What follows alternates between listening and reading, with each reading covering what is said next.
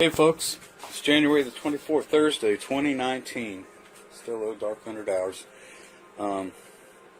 I got this thing the other day and I unboxed it today because I want to do a series of short videos, namely because I don't know how to pause the video that I'm doing. But I want to fix the air system in this. I've always wanted a plasma cutter, and a buddy of mine I work with heard me whining about trying to deal with the bolts that snapped on the caster camber adjustment on my 03 Escalade. Had one break on each side. Can you believe that? Actually, the bolt head broke off one side, and I wish the bolt head would have broke on the other, but that turned into a hammering session. When the bolt head broke on, I had to use a sawzall on those hardened bolts, so you can imagine the pain in the ass that was. That's not going to happen again. And I've always wanted to get one of these things. So he turned me on this as well, under $300. I've seen the longevity on these things. They work for a while if you take care of them. And the Cut 40 from JEGS is going to be my answer to any problems I have from here on. There's a couple of videos out there rather long-winded, and I'm going to try to make this short one. And number one is because I'm too ignorant to know how to splice my videos or pause them and continue with one video. So I'm going to make a bunch of short videos.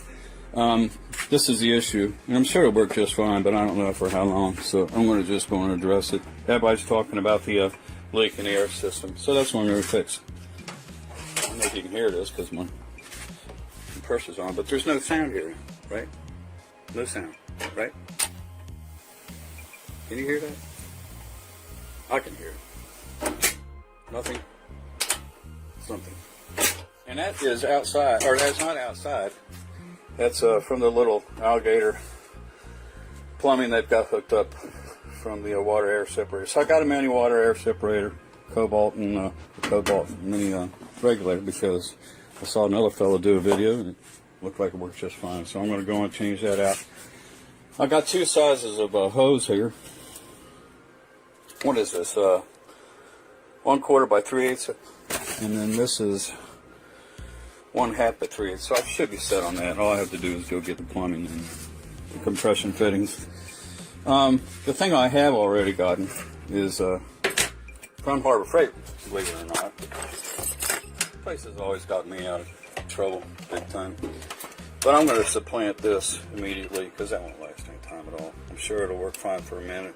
This will work for the rest of my life. So they send you one set of consumables like it says on all the videos, and this is your air hookup and electric hookup, and then this is your mask, which I'll probably give to some kid on Halloween or something, I don't know. And this is your 110 to 20 adapter. I've got the 220 hookup here, but that runs my compressor and tanks upstairs. And if I'm running 220 here, I'm going to go with my Makita 5200. I did the other video on. That's 110. So the 110 will run the air. The 220 will run the cutting, which everybody talks about this thing being a beast. I want beast when I have to reach for something like this. It beats air hammers, it beats oxyacetylene, it beats all that crap. So I'm going to, and hammers, it beats hammers. Hammers are beaters, and it beats hammers. Believe me, I used a sledge session on that one side. It took me over an hour to get that thing loosened up. Anyway, enough of the whining, and I'll cut off, and this will be video number 1 of the JEGS Cut 40 DC inverter plasma cutter. I'm excited about that. I want to get this fixed so I never have to worry about any kind of bull jive hanging me up later on. So I'll see you in a little while, right? Number 1.